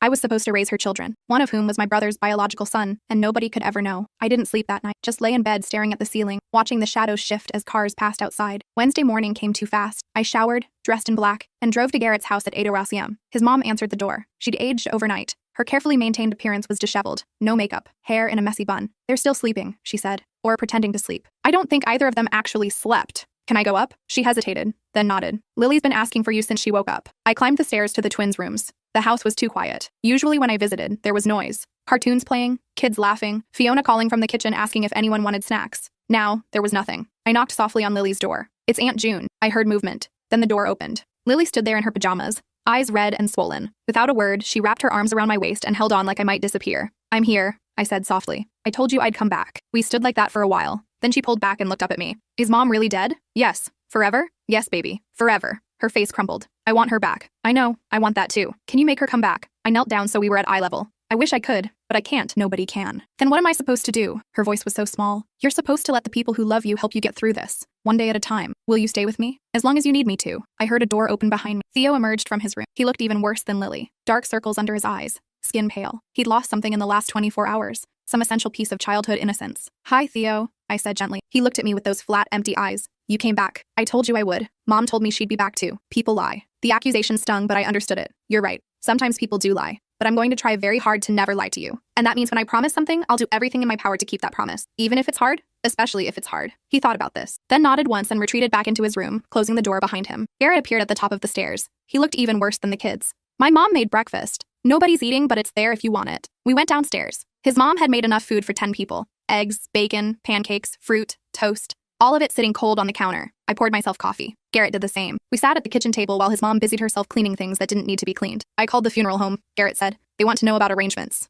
What did Fiona want? We never talked about it. She was 32 years old. Who plans their funeral at 32? Smart people who get terminal diagnoses, I said. Garrett laughed. It was a broken, awful sound. She had 6 months of knowing she was dying, and she spent it pushing away the one person who could actually help her kids through this. She was scared. She was selfish. His mom gasped. Garrett. It's true, and you know it, Mom. She was so worried about the twins loving June more than her that she destroyed the one support system they had. And now they have to deal with losing their mother without the one person who knows them best. They have you, I pointed out. I work 60 hours a week. I don't know their teachers' names or their favorite foods or which stuffed animals they sleep with. Fiona knew all that. You knew all that. I don't know my own children. The guilt in his voice was crushing. You'll learn, I said. Will I? Or will I do what my parents did and outsource the actual parenting to nannies in schools while I hide behind work? His mom slammed down the dish she'd been washing. That's not fair, Garrett. Isn't it? When's the last time you asked me about my life instead of critiquing my choices? I'm here right now helping you because Fiona died. You weren't here for the last 6 years. You criticized everything Fiona did, made her feel like a failure, and the one person who never made her feel that way was June, and she pushed June away because she was terrified of being replaced. The kitchen fell silent.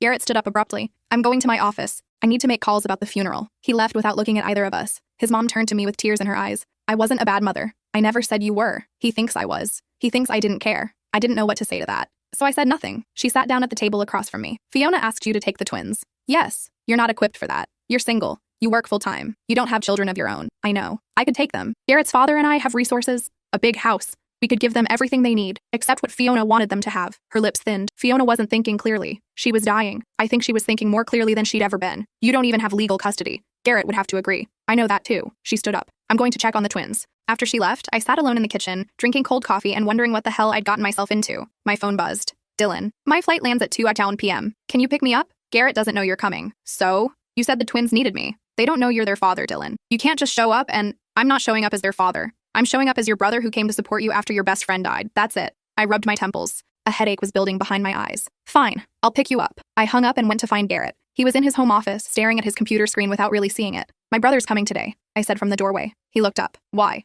To support me. He doesn't know about Theo. Are you going to tell him? I don't know. Fiona didn't want him to know, but he's already asking questions about why I'm so involved with your family. Garrett leaned back in his chair. What if Theo looks like him? He doesn't. Theo looks like Fiona. That's probably why you never suspected. There were moments. Times I'd catch Theo making an expression that seemed familiar, but I couldn't place it. Or the way he laughs. It's not like my laugh. Kids don't have to look or act like their parents. But he's not my kid, is he? Biologically, I mean. Biology doesn't determine family. Tell that to every court in the country. If your brother wanted custody, he'd probably get it. He's the biological father. I felt cold. Dylan doesn't want custody. He doesn't even know Theo exists. He knows now. He agreed not to make this complicated. People say a lot of things. Doesn't mean they mean it. I left before I could say something I'd regret. The twins were in the living room. Lily was watching cartoons without really watching them. Theo was sitting on the floor with a book open, but not reading it. I have to go pick up my brother from the airport, I told them, but I'll be back in a few hours. Lily looked panicked. Don't leave. I have to, but I promise I'm coming back. Promise? I promise. Theo glanced up at me. Your brother? The one from Seattle? Yeah, Uncle Dylan. Why is he coming? Because he heard about your mom and wanted to be here for me. Theo studied me with those unnerving eyes.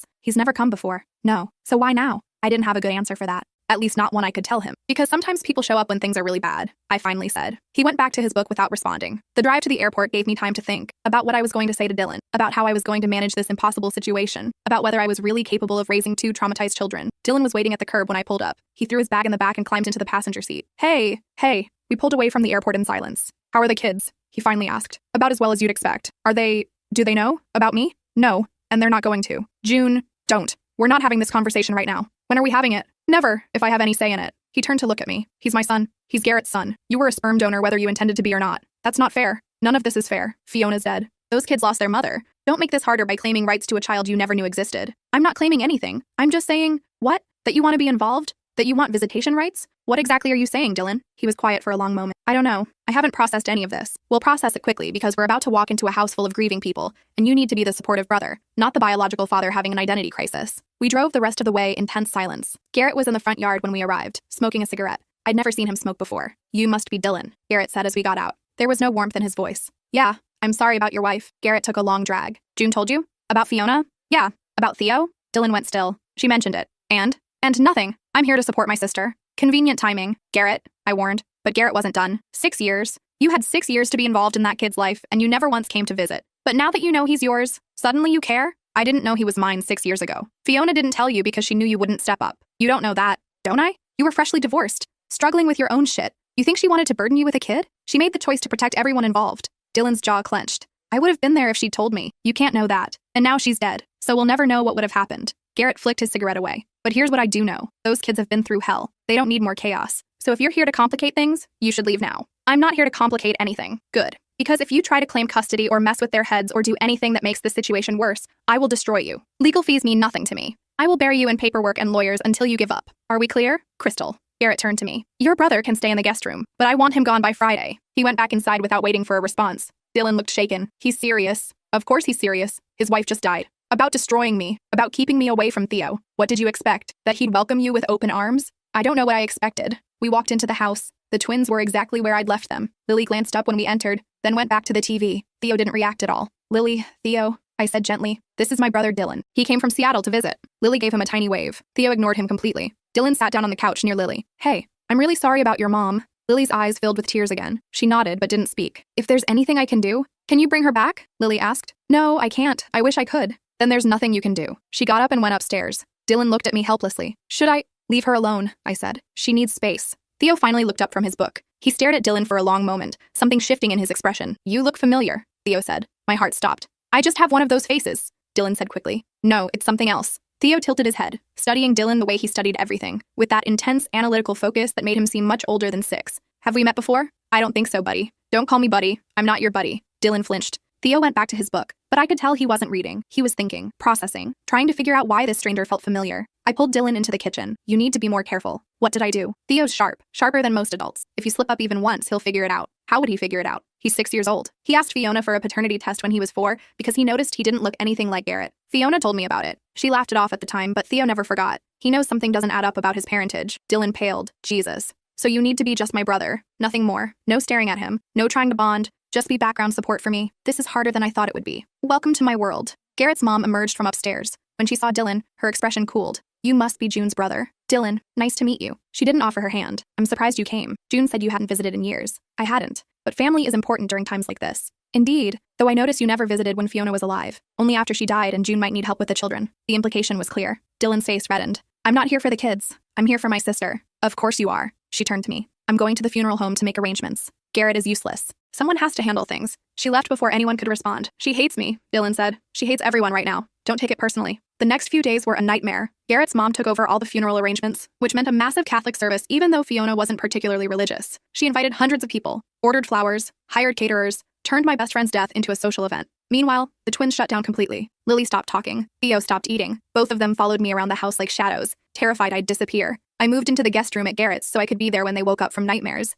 which was every night. Dylan tried to help, but kept making mistakes. He'd forget and call Theo son, or try to give him fatherly advice. I had to run interference constantly, pulling him aside and reminding him to back off. On Thursday night, Garrett cornered me in the kitchen. Your brother needs to leave. He's not doing anything wrong. He's looking at Theo like he's his kid. Everyone's going to notice. No one's noticed anything. My mom noticed. She asked me if Dylan was why Theo doesn't look like me. My stomach dropped. What did you tell her? That genetics are unpredictable. But she didn't buy it. And if she's asking questions, other people will too. Dylan leaves tomorrow. I'll make sure he doesn't come to the funeral. Good. Friday morning, I drove Dylan back to the airport. He was quiet for most of the drive. I can't do this, he finally said. Do what? Pretend he's not my son. Act like I don't care. You have to. Why? Because Fiona decided 6 years ago that I shouldn't be involved? Because Theo has already lost his mother. He doesn't need to lose his father too. I'm his father. No, Dylan. You're his sperm donor. Garrett is his father. Garrett's been there for every birthday, every scraped knee, every parent-teacher conference. You've been in Seattle living your life. I didn't have a choice. And you still don't. Fiona made the choice for you. She decided Garrett would be Theo's father. And now that she's gone, you don't get to swoop in and rewrite history. We pulled up to the airport. Dylan didn't get out immediately. What if I fight for custody? He asked quietly. Then you'll destroy that little boy's life. He'll find out his entire existence is a lie, that his dad isn't his dad, that his aunt is actually his aunt by blood, that his mother kept secrets from him. You'll shatter whatever trust he has left in adults. Maybe he deserves to know the truth. Maybe he deserves to have one stable thing in his life after losing his mother, and that stable thing is believing Garrett is his father. Dylan was crying. I'd never seen my brother cry before. I didn't know I wanted to be a father until I knew I was one, he said. And now that I know, I can't unknow it. You have to try. What if I can't? Then you stay away. Because if you can't put Theo's needs above your own, you're not fit to be his father anyway. It was harsh, but it needed to be said. Dylan grabbed his bag and got out without another word. I watched him walk into the airport, wondering if I'd just lost my brother. The funeral was Saturday. 300 people showed up. Most of them I'd never seen before. business associates of Garrett's family, women from some charity board Garrett's mom sat on, a handful of Fiona's actual friends. The twins wore matching black outfits. Lily held my hand through the entire service. Theo sat between Garrett and me, stiff and silent. When it was time for eulogies, Garrett's mom went first. She talked about how Fiona was a devoted mother and loving wife, how she always put her family first, how she'll be remembered for her grace and kindness. It was bullshit. Beautiful, polished bullshit. Garrett went next. He talked about falling in love with Fiona, their wedding day, the birth of the twins. He broke down halfway through and couldn't finish. Then it was my turn. I hadn't planned to speak, but Lily looked up at me with those devastated eyes and whispered, "Tell them about Mom." So I stood up and walked to the front. "I met Fiona in 7th grade, I started. My voice was shaking. She sat next to me in science class and asked if I wanted to be lab partners. I said yes because she seemed nice. Turned out she was terrible at science. A few people laughed softly, but she was good at being a friend. The kind of friend who remembered your birthday, who showed up when you called at 2 a.m., who told you the truth even when you didn't want to hear it." I looked at the twins. When Lily and Theo were born, Fiona was terrified. She called me from the hospital crying because she was convinced she'd be a terrible mother. She said she didn't know how to keep tiny humans alive. More people laughed, but she figured it out. She learned, and she loved those kids more than anything in the world. My voice broke. She loved them so much it scared her. She was afraid she wasn't enough for them, afraid they'd figure out she was making it up as she went along. But here's the truth. Every parent is making it up as they go along, and Fiona did it better than most. I looked at Garrett. She asked me to take care of her children if anything happened to her. Not because she didn't trust Garrett, but because she knew how much I loved them, and because she knew they'd need someone who could tell them stories about her, someone who knew her before she was a mother, someone who could remind them that their mom was funny and flawed and human. I turned back to the crowd. So that's what I'm going to do. I'm going to tell them about the time Fiona tried to bake a cake for my birthday and set off the fire alarm, about the time she convinced me to skip school and we got caught because she couldn't stop laughing, about the time she fell in love with Garrett and called me at midnight to tell me she'd found the one. Tears were streaming down my face now. I'm going to make sure they know their mother, the real her, not just the polished version, but the messy, beautiful, complicated person who loved them more than anything. I sat back down. Lily crawled into my lap and buried her face in my shoulder. Theo reached over and took my hand. After the funeral, there was a reception at Garrett's house. More people I didn't know, eating fancy finger foods and drinking wine and talking about how tragic it all was. I found Garrett in his office, hiding from his own party. "That was a good eulogy," he said. "Thanks. You meant it." "About taking them?" "Yes." He looked at me for a long moment. "I can't do this alone. You won't have to. My mom wants them to live with her. She's already talking about hiring nannies and enrolling them in private school." "What do you want?" "I want my wife back." His voice broke. "I want to rewind time and tell her she was a good mother. I want to fix all the things I broke by working too much and being absent, but I can't have any of that. So I guess I want whatever's best for the twins, which is you. They need you. They've always needed you. And you? I need you too, but not like I just mean I need help, someone who knows them, who can pick up where Fiona left off. I can't replace Fiona. I know, but you can be there in the ways I can't. Between the two of us, maybe we can give them something close to what they need." There was a knock on the door. Garrett's mom walked in without waiting for permission. "We need to discuss living arrangements," she said. No preamble, no softness, just business. "Not now, Mom." "Yes, now. Those children need stability, structure, proper parenting. They have proper parenting, do they? You work constantly. June is a single woman with no experience raising children. I can provide." "June is taking custody," Garrett interrupted. "Fiona wanted that. It's what's going to happen." His mom's face hardened. "You're making a mistake." "Maybe, but it's my mistake to make. The courts won't see it that way. A single working woman with no children of her own versus a stable married couple with resources? I'll fight this, Garrett." "Then you'll lose." Garrett stood up. "And you'll lose more than just custody. You'll lose access to your grandchildren, because I will back June 100%. And if you fight her, you fight me." "This is absurd. This is what Fiona wanted." Garrett's voice rose. "For once, can you respect what she wanted? Even though she's dead? Even though it doesn't fit your idea of what's proper?" His mom's face flushed. "I'm trying to protect those children. You're trying to control them. There's a difference." She turned to me. "You can't seriously think you're capable of this." "I don't know if I'm capable," I admitted, "but I'm going to try. And when you fail, when you realize it's too hard, what happens to those children then?" "I won't fail." Everyone says that. Then reality sets in. Late nights, tantrums, endless needs. You'll last a month before you're overwhelmed. Then I'll be overwhelmed. But I won't abandon them." She stared at me for a long moment. "We'll see." After she left, Garrett sank back into his chair. "I'm sorry about her. She's grieving. She's controlling. Always has been. That's why Fiona never wanted her more involved. What happens now? Legally, I need to transfer custody to you. It'll take some time. Paperwork, court approval. But since Fiona specifically requested it and I'm agreeing, it should go through. How long? Maybe 6 months. In the meantime, you'd have temporary guardianship. You can make medical decisions, school decisions, all of that. And you? I keep full legal custody until the transfer is complete. But day to day, you're in charge." It was overwhelming, terrifying, but I nodded anyway. "Okay? You'll need to move in, at least initially. The twins need consistency." "What about my job?" Fiona had a life insurance policy. It's enough to cover expenses for a while. You can work part-time or take leave or whatever you need. Money isn't an issue. Your mom's going to use that against me. Say I'm only doing this for money. Let her. I know the truth. That's what matters. We heard a crash from downstairs. Both of us rushed out to find Theo standing in the middle of the living room, surrounded by broken plates. "I dropped them," he said flatly. No emotion. No apology. Garrett's mom descended on him. "What were you thinking? Those plates are irreplaceable." "Stop," Garrett said firmly. "He needs to learn. He's 6 years old and his mother just died. He doesn't need a lecture about plates."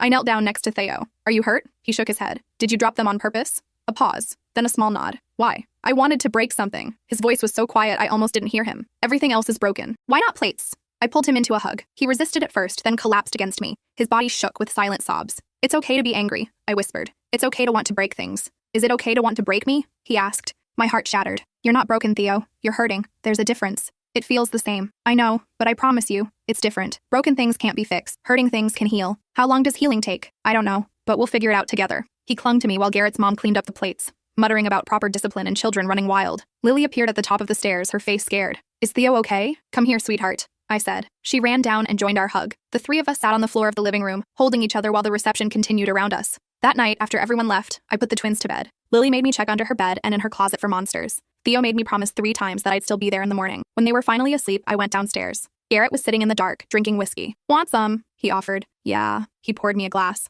We sat in silence for a while. I keep waiting for her to walk through that door, he said eventually. Tell me this was all some terrible nightmare. Me too. Do you think she knew how much she meant to them? To all of us? I think she knew. She was just scared of not being enough. She was more than enough. She was human. That's what she couldn't forgive herself for. Garrett refilled his glass. I cheated on her. I went still. 3 years ago, with a coworker. It lasted 6 months before Fiona found out. He laughed bitterly. That's why she had the affair with your brother. She was trying to hurt me the way I hurt her. Did it work? What do you think? Finding out one of my kids isn't mine? Yeah, it worked. Why are you telling me this? Because you need to know what kind of man you're trusting with half the responsibility for those kids. I'm not the good guy here. I'm the guy who destroyed his marriage and drove his wife into another man's arms. Fiona chose to have that affair. That's on her, not you. Isn't it though? If I hadn't cheated first, you'd still be married to someone who felt inadequate. Fiona's issues went deeper than your affair. She had postpartum depression, anxiety, self-worth issues that started long before you cheated. That doesn't excuse what I did. No, but it means you're not solely responsible for every mistake in your marriage. He was quiet for a long time. I don't know how to do this without her. None of us do, but we figure it out anyway. What if I mess them up even more? Then we figure out how to help them through that too. He looked at me. You're really going to do this?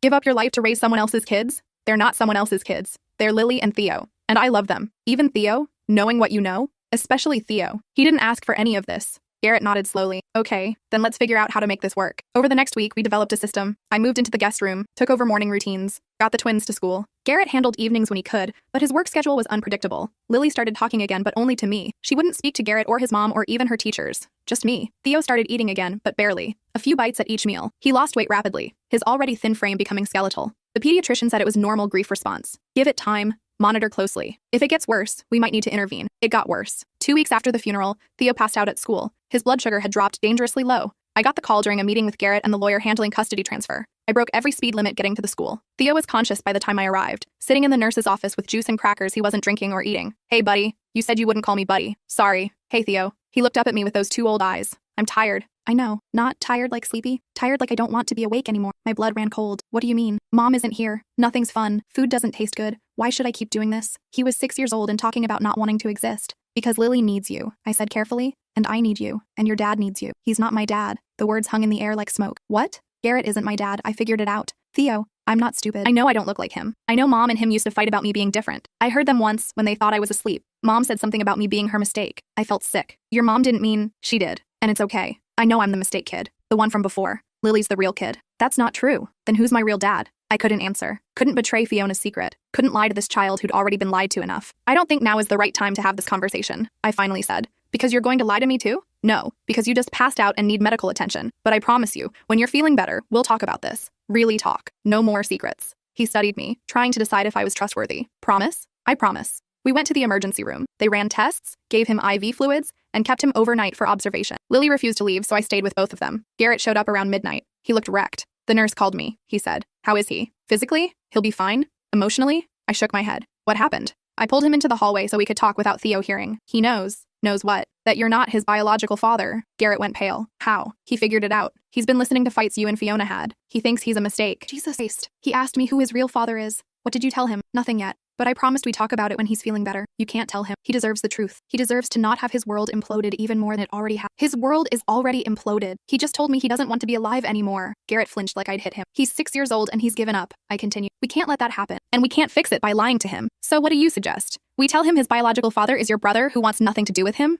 Dylan doesn't want nothing to do with him. He's backed off because we asked him to. Same thing. Is it? What if knowing the truth gives Theo something to hold on to? What if knowing his biological father didn't abandon him, but didn't know he existed, makes a difference? Or what if it makes everything worse? What if he asks to meet Dylan and then Dylan disappoints him? What if Dylan decides being a dad is too hard and walks away? What if we give him the chance to decide for himself what he wants to know? Garrett ran his hands through his hair. I don't know what the right answer is. Neither do I. But I know lying isn't working. We stood in that hospital hallway for a long time, neither of us with good options. Finally, Garrett said, let him heal first, physically. Then we figure out how to tell him without destroying him. Okay. Theo was released the next day with strict instructions. Eat regular meals, drink plenty of fluids, follow up with his pediatrician and a therapist. The therapist appointment was the following week. Her name was Dr. Patricia Chen. She was in her 50s with kind eyes and a calm presence. The first session was just Theo. I sat in the waiting room, trying not to imagine what he was saying. When they came out, Dr. Chen asked to speak with me privately. Theo's an unusual child, she said once we were in her office. I know. He's very perceptive, almost unnervingly so. He's already identified that he's different from his sister in ways that go beyond normal sibling differences.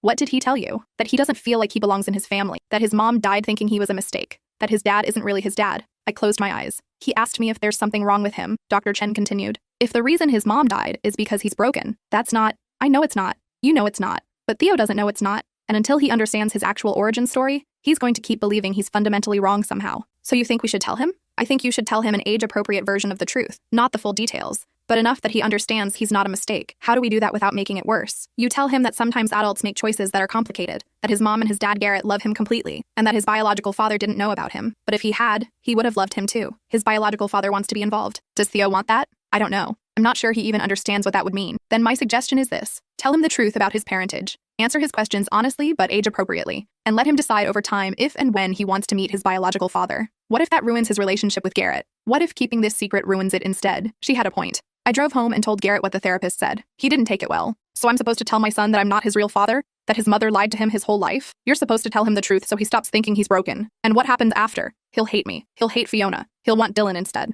Maybe. Or maybe he'll finally understand that he's loved by everyone, not just tolerated. Garrett was quiet for a long time. I'll do it. But Dylan needs to be here. What? If we're going to tell Theo the truth, Dylan needs to be part of this conversation. Theo deserves to hear from Dylan directly, that he didn't abandon him. I called Dylan that night. We need you to come back. Did something happen? Theo knows he's not Garrett's biological son. He thinks he's a mistake. His therapist thinks we need to tell him the truth. Shit. Can you be here this weekend? Yeah, I'll book a flight now. And Dylan, you need to be sure about this. Once we tell him there's no going back, he's going to want you in his life. Can you handle that? I don't know, but I'll figure it out. For him. That Friday, Dylan flew in. I picked him up from the airport. He looked terrified. What if I say the wrong thing? He asked in the car. Then we correct it and move on. What if he hates me? Then we deal with that too. You make it sound so simple. It's not simple. It's necessary. There's a difference. We spent Friday night planning what to say, how to explain this to a 6-year-old without causing more damage. It was impossible, but we had to try anyway. Saturday morning, Garrett and I sat down with Theo in the living room. Lily was at a friend's house. We'd arranged for her to be gone so we could focus on Theo. Dylan waited in the kitchen, ready to come in when we called him. Theo sat on the couch, looking between Garrett and me with wary eyes. Am I in trouble? No, sweetheart, I said. We need to talk to you about something important. About me being different. Garrett took a deep breath. Yes, about you being different. Theo's face closed off. I recognized that look. He was preparing for rejection, for confirmation that he was a mistake. You remember how you asked me who your biological father is? I said. Theo nodded. Well, Garrett is your dad in every way that matters. He's been there since you were born. He loves you completely. But you're right that he's not your biological father. Then who is? This was it. The moment everything changed. My brother Dylan, I said. He's your biological father. Theo processed this slowly. Uncle Dylan? Yes. But I just met him. At the funeral. I know. He didn't know about you until very recently. Your mom never told him she was pregnant. Why not? Garrett spoke up. Because she loved me, and she wanted our family to stay together. She made a choice to keep it private. Did she not want me? She wanted you very much, I said firmly. She loved you, Theo, so much. She just didn't want to complicate things. Was I the complication? No, the situation was complicated. You were loved. Theo thought about this. Does Dylan know about me now? Yes. Does he want me? That broke my heart. Let's ask him, I said. He's in the kitchen. Do you want him to come in? Theo hesitated, then nodded. I called for Dylan. He walked in looking pale and nervous. He sat in the chair across from Theo. Hi, Dylan said. You're my real dad? Theo asked. I'm your biological father, but Garrett's your real dad. He's been there for you. I haven't. Why not? Because I didn't know about you. Your mom made a choice not to tell me. If I had known, I would have been there. I promise. Do you want me now? Dylan's eyes filled with tears. Yes, I want to know you, if you want to know me. Are you going to leave again? I live in Seattle, so I can't be here every day, but I can visit. We can video chat. I can be in your life in whatever way feels right for you. Theo studied Dylan with that intense gaze. Do I look like you? A little bit. You have my eyes, and my mom's chin. Do I have your laugh? Dylan smiled sadly. I don't know yet. We'll have to figure that out together. Theo turned to Garrett. Are you mad at me? Mad at you? Garrett looked shocked. Why would I be mad at you? Because I'm not really yours. Garrett got down on his knees in front of Theo. Listen to me very carefully. You are mine. Blood doesn't determine family. Love does. And I have loved you since the day you were born. That will never change. Do you understand? Theo nodded, but I could tell he didn't fully believe it. Can I think about this? He asked. Of course, I said. Take all the time you need. He went upstairs to his room. We heard the door close. Dylan looked wrecked. That went terribly. That went as well as it could have. I corrected. He didn't run away screaming. He didn't reject any of us. He's processing. He didn't seem happy to meet me. He just found out his entire understanding of his family was wrong. Give him time. Garrett stood up. I need a drink. He left without another word. Dylan turned to me. Now what? Now we wait. We let him process. We answer his questions when he has them, and we hope we didn't just make everything worse. An hour later, Theo came back downstairs. He walked straight to Dylan. Can you stay for dinner? Dylan looked like he might cry. Yeah, I can stay for dinner. Okay. Theo went back upstairs. That dinner was awkward. Lily knew something was wrong, but couldn't figure out what. She kept looking between all of us, trying to read the room. Theo barely spoke. He picked at his food and watched Dylan carefully. After dinner, Lily went to take a bath. Theo stayed at the table. Can I ask you questions? He asked Dylan. As many as you want. Why did you sleep with my mom? The adults all froze. Dylan struggled for words. That's complicated. That's what adults say when they don't want to tell the truth. You're right, Dylan admitted. Okay. The truth is your mom and Garrett were having problems. Your mom was sad and lonely. I was going through a divorce and I was sad and lonely too. We made a choice that we probably shouldn't have made. We hurt people. And then you were the result of that choice and your mom had to decide what to do. Did you love her? I cared about her. But I didn't love her the way Garrett did. Does that mean you don't love me? No. It means I didn't know you existed. But now that I do, I want to love you, if you'll let me. Theo thought about this. Do I have to call you Dad? You can call me whatever feels right. Dylan is fine. Uncle Dylan is fine. Whatever makes you comfortable. What if I don't want you in my life? Dylan flinched but kept his voice steady. Then that's your choice, and I'll respect it. Really? Really? This is about what you need, not what I want. Theo nodded slowly. Okay. Then he went upstairs without another word. Dylan stayed through the weekend. Theo didn't avoid him, but he didn't seek him out either. He was polite but distant. Testing, I realized. Seeing if Dylan would get frustrated and leave. Dylan passed the test. He stayed patient. Answered questions. Gave Theo space when he needed it. Sunday night, right before Dylan was supposed to leave for his flight, Theo came downstairs with a piece of paper. I drew this for you, he said quietly. It was a picture of two stick figures. One tall, one small. They were holding hands. That's me and you, Theo explained. If you want. Dylan took the picture with shaking hands. Can I keep this? Yes, but you have to come back to get the next one. When do you want me to come back? Theo thought about it. Next month for my birthday. I'll be here. Promise? I promise. After Dylan left, I found Theo in his room. He was lying on his bed staring at the ceiling. You okay? I asked. I don't know. That's okay. You don't have to know. Do you think Mom would be mad that I told Dylan he could come to my birthday? I sat on the edge of his bed. I think your mom would want you to be happy. And if Dylan makes you happy, she'd be okay with that. I don't know if he makes me happy yet. That's okay too. Does Lily need a different dad too? My heart clenched. No, baby. Garrett is Lily's biological father. So I'm the only one who's different. Different doesn't mean bad, doesn't it? His voice was so small. I'm the mistake that made everyone lie. You're not a mistake. You're a surprise. There's a difference. He rolled over to face the wall. I'm tired. I kissed his forehead and left him to rest. The next few weeks were hard. Theo went to therapy twice a week. Lily started having nightmares about me leaving. Garrett threw himself into work, and I tried to hold everything together while feeling like I was drowning. The custody paperwork was moving forward. My lawyer said we'd likely have a court date within 2 months. Garrett's mom had backed off her threats, but I knew she was watching, waiting for me to fail. Dylan called every night to talk to Theo. At first, the conversations were stilted and brief, but slowly, they got longer. Theo started asking questions about Seattle, about Dylan's childhood, about whether they really did have the same laugh. One night, I heard Theo giggling in his room. I peeked in to see him on video chat with Dylan, both of them making silly faces at each other. When Theo hung up, he saw me in the doorway. He's weird, Theo said. Yeah? But I think I like him. That felt like progress. Theo's birthday was in November. Dylan flew in 3 days early. This time, he stayed at a hotel instead of the house, giving everyone space. The birthday party was small, just family and a few of Theo's classmates. Garrett's parents came, but stayed on the opposite side of the room from Dylan. Lily had made Theo a card with so many glitter glue that it was practically a sculpture. Theo loved it. When it was time for cake, Dylan came to sit next to Theo. Can I give you your present now? Dylan asked. Sure. Dylan handed him a wrapped box. Theo opened it carefully. Inside was a leather journal with Theo's initials embossed on the cover. I noticed you like to write stories, Dylan said. I thought you might want something special to write in. Theo ran his fingers over the leather. This is really nice. There's something else. Dylan pulled out a second identical journal. I got one for me too. I thought maybe we could both write in them. About our days. About what we're thinking. And then when I visit, we can share what we wrote if we want to. Theo looked up at Dylan. Like pen pals? Yeah, like pen pals. That's kind of corny. Dylan laughed. Yeah, it is. I like it though. Yeah? Yeah. That night, after everyone left, Theo asked if Dylan could stay over. Garrett was hesitant but agreed. Dylan slept on the couch. Around 2 a.m., I heard movement downstairs. I went to investigate and found Theo sitting on the floor next to the couch where Dylan was sleeping. Theo, what are you doing? Making sure he doesn't leave while I'm sleeping. My heart broke a little more. I sat down next to him. Dylan's not going to sneak out in the middle of the night. How do you know? Because he promised he'd be here in the morning. And Dylan keeps his promises. Mom made promises too. Your mom didn't choose to leave you. She got sick, but she still left. I couldn't argue with that. You're right, she did. And I know that's scary. But Dylan being here isn't the same thing as your mom being sick. He can choose to stay. And he's choosing to stay. For now, I agreed. And tomorrow, and next month, one day at a time. Theo leaned against me. I miss her. I know, baby. I miss her too. Does it ever stop hurting? I thought about lying, telling him it gets easier. But I'd promised him no more lies. I don't think it stops hurting. But I think you get better at carrying the hurt. Like a heavy backpack. At first it feels impossible. But then your muscles get stronger and it feels a little lighter. How long does that take? I don't know. Different for everyone. We sat in the dark for a while longer. Eventually, Theo fell asleep leaning against me. I carried him back to bed. Dylan was awake when I came back downstairs. I heard, he said quietly. I figured. He's terrified I'm going to disappear. He's terrified everyone is going to disappear. His mom died. In his mind, anyone could leave at any time. Dylan sat up. I won't abandon him. I know that. You know that. But Theo needs time to learn that. How much time? As much as he needs. The next morning, Theo woke up and his first move was to run downstairs. He found Dylan in the kitchen making coffee. "You're still here," Theo said, relief clear in his voice. "I told you I would be. You're really staying until tonight?" "Yeah. My flight's not until 8 p.m. Can we do something together? Just us?" Dylan looked surprised. "Yeah. What do you want to do?" "I don't know. What did you do with your dad when you were little?"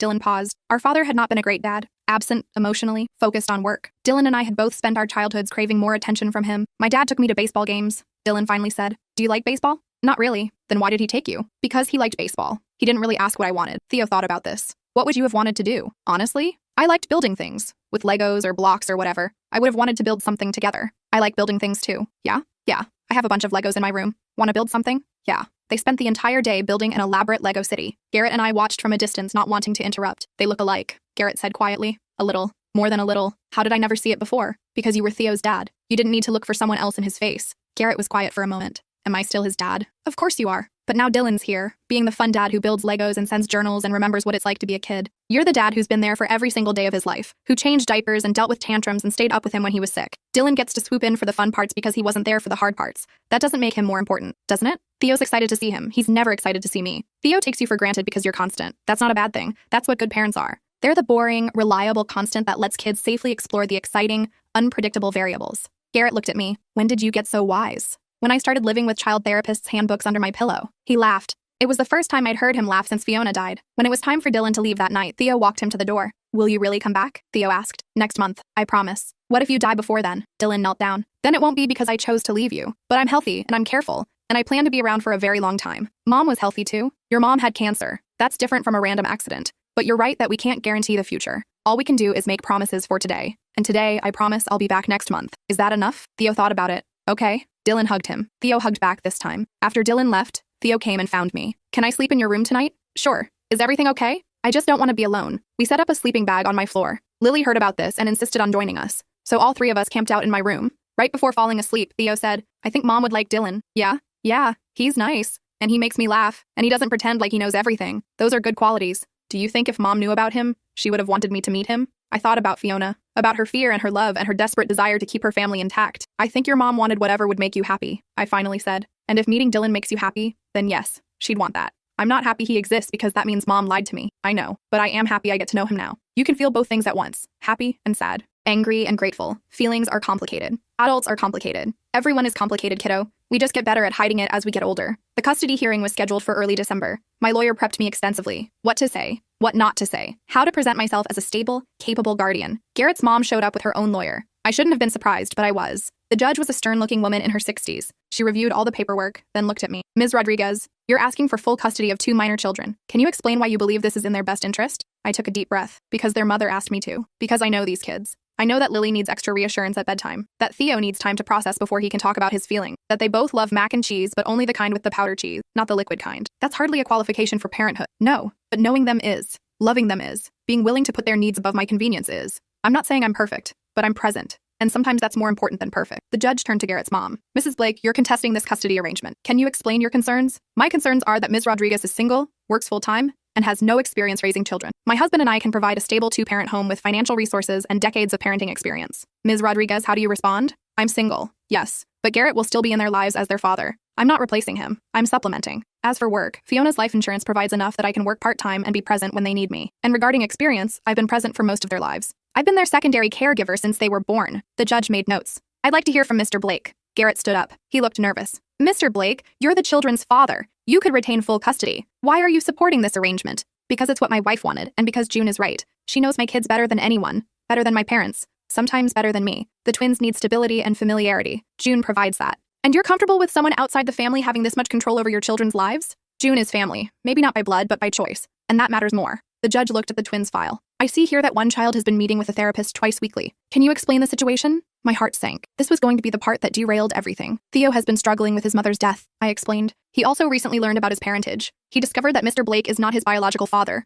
This has been difficult for him to process." "Who is the biological father?" "My brother, Dylan Rodriguez. He lives in Seattle but has been working to establish a relationship with Theo." "Was he involved in the child's life previously?" "No, he didn't know about Theo until recently." "I see." More notes. "And how has this revelation affected the child?" "He's struggling, but he's in therapy and making progress." The judge turned to Garrett's mom. "Mrs. Blake, does this change your position on custody?" It confirms my position. This child is clearly dealing with complex emotional issues that require professional stability. My husband and I can provide that. The judge looked at Theo's therapist's report. Dr. Chen has submitted a statement. She indicates that Theo has made significant progress with Ms. Rodriguez's support and that disrupting his current living arrangement would be detrimental to his emotional well-being. She looked up at all of us. I'm going to adjourn this hearing for 2 weeks. I want to conduct home visits and speak with the children privately before making my decision. 2 weeks of waiting. 2 weeks of not knowing if I'd get to keep the twins. The home visit was scheduled for the following Tuesday. A social worker named Mrs. Harper came to evaluate the living situation. She walked through the house making notes, checked that the twins had their own rooms, that there was food in the fridge, that the house was clean and safe. Then she sat down with each twin individually. Lily went first. She was nervous but answered questions honestly. Yes, she liked living here. Yes, she felt safe. Yes,